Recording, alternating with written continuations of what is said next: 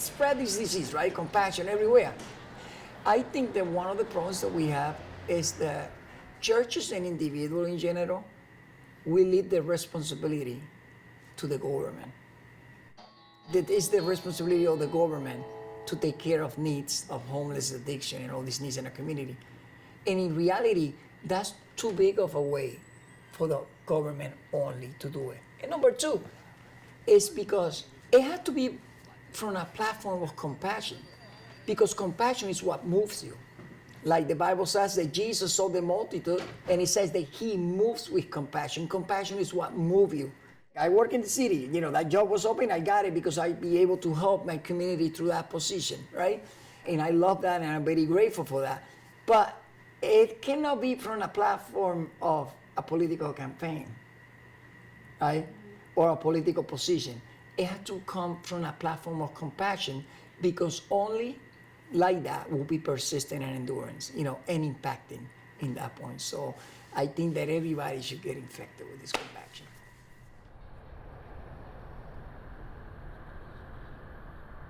The main goal have always been for compassion to become a disease. The people get infected all over the cities, all over the state, because the need is not just in Worcester, it's everywhere.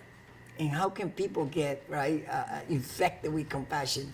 Start with little, with whatever they can, to do whatever is in their power to do, and is to have a building that we can have a day center with all the resources. That's been in my heart from day one. Even if Network Compassion doesn't do it, or all the agencies do it, but this city need a day center for people struggling with homelessness and addiction. We have youth centers, we have elderly centers, we have all kind of centers, but for the homeless community, they bouncing from one place to the other because they don't have where to be.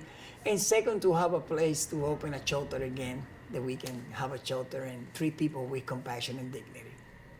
So the main vision of Network Compassion is reaching, restoring, and reconnecting.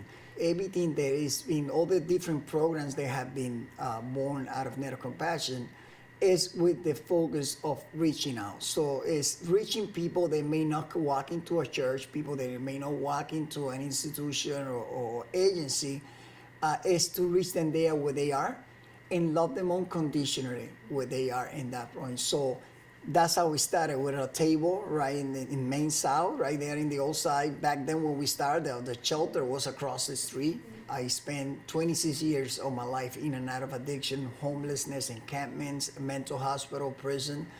And I am what I am today because somebody reached me where I was. Some people may have the ability or the freedom, right, to reason within themselves and trying to get help or go to an agency to get services. But some people, either because of mental illness or because of the addiction, they can't even reason to get the help, or to walk, or not have the ability to get to this place. And we're trying to bring the resources. And of course, we don't bring everything they need, right? But by bringing something that they may need, we may be able to make a contact, right, of how we connect them, right, and expose them, hey, these people are in need, and connect them with the service they need. So we started with the Saturday meals outside on Main Street, which is 14 years straight. I think in 14 years we have lost 2 Saturdays because it was a state of emergency. They didn't allow us. So we there through any condition of weather, below zero, snowstorm, we are there. And people show up because they know that we have shown our faithfulness and our commitment. Before the pandemic, 2006, we were able to open Hotel Grace, which was an emergency shelter, an overflow, with 60 bed capacity. Then when the pandemic came, the city asked us, and we did the pandemic shelter, which we went to 4 locations with 20 people in each location, and we did it for almost 2 years straight during the pandemic. And during the pandemic, we were able to open programs inside the building because of the limitation. We opened a clothing pantry, which is on Wednesdays in here. And then we open a food pantry indoors, which is on Thursdays. And we still continue with the Saturdays. So besides providing the products or the help that we need, it's just connecting people. If it's housing, if it's a problem with substance use disorder, how we connect them with treatment, right? If it's they need counseling or mental health, how we connect them with our agency. So it's helping and connecting them with that. When my became clear what God want to do with my life, it was one factor of unity. That's why they call it net, putting all the threads together. community, business, go everything together. And then together we may give compassion, because in the Bible, Jesus made a prayer and he says, Father, I pray that they may be one so that the world may believe that you sent me. So one of the prayers of him was for us to be united. One of the things that bring insight into my life and lighted up my life was spirituality. And I read a verse that it says to seek first the kingdom of God and his righteousness first, and that all those things that you needed shall be added. And I came out with a different perception that time. I didn't come out to trying to get 3 jobs and trying to get another car and another apartment. Like it was a different perception, and we both, my wife and I, were in the same channel, and we started. I borrowed a little table with a little thermos, and I volunteered in a radio for a few weeks, and I convoked people to say, let's gather together to give compassion to the community in need. And we started with a little table there, and today it's going to be 14 years and a few Saturdays more, and it's been an amazing journey. I think the biggest challenge to begin with is the stigma. The homeless people are like this monster, right? Some people hear a homeless person, and they get, like nervous, right? I don't even like to call people homeless, because that's giving them an identity of just a process that they're going through. Anyone can go through a process of homelessness. Like some people say, we can be a check away from being homeless, right? If we lose our job or rent go high, or we get ill and we don't have any means of income. So I think the stigma is a big part, because of the stigma, right? A lot of housing is limited, right? Like landlords are like, oh, I don't want to rent my apartment to a homeless person, because they have this perception that a homeless person is somebody, with addiction, a drunk, right, a drug addict. And no, they are human beings that are just going through a process. And I think that stigma needs to change. Right now, like 70% of the people that are homeless, it had nothing to do with addiction. The majority of people, it's just people that retire, and they either on SSI or disability. And the income of disability, the maximum will be $1,100 to $1,300 for one person, and 1-bedroom apartment in the city right now is $1,800 and up.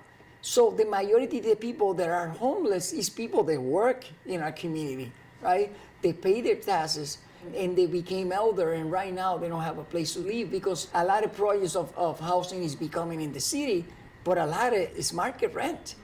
Moments of miracles, There was another moment that we were serving on Saturday, and there were so many people that day that we ran out of food.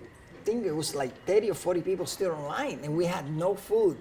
Out of nowhere, without programming, a guy just was passing by, stopped there, like with 20 pizzas. No connection, no communication. He was sent from above and appeared in that moment. And there's moments like that. Sometimes we worry, how can I do something to help another person? If your heart is committed, right, and if that is the purpose, provision will be always within the purpose. God will provide. There is compassion in this city.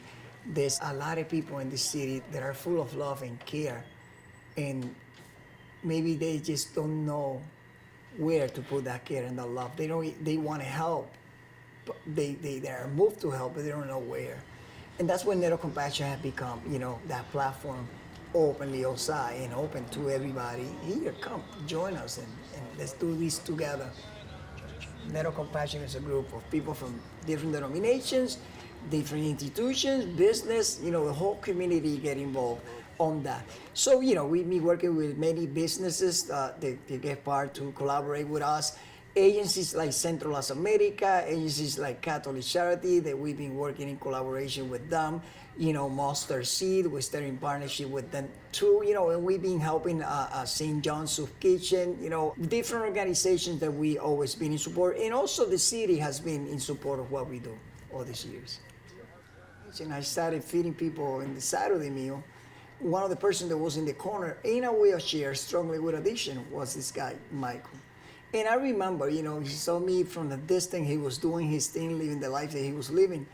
But I had to put my pride to the side and move with compassion, right? And I remember he didn't come to the line to eat, but I went right to the corner where he was and gave him a plate of food. And that began to tear down a wall, you know, a wall. But at the same time, when the wall was tearing down, hope began to rise. Because, you know, that is what, you know, to me, that the topic of hope, that's the main line. Because it is, anybody can go through a process of addiction, of a process of homelessness. And what keep a person like me before 26 years stuck in that life is that you get to a point that you lose your hope. And when you lose your hope, you lose your strive. So Michael began to regain hope, right? And eventually Michael got clean. Through that process of being clean, it's also the connection and the community, the support. Because a lot of people, they just by themselves, the family had given up. So the part of communities is a very important factor. Sometimes you say, how can I help a person? It was just a plate of food. You know, it's just something to make a contact. And the more, it's not what you give, it's the care that you show.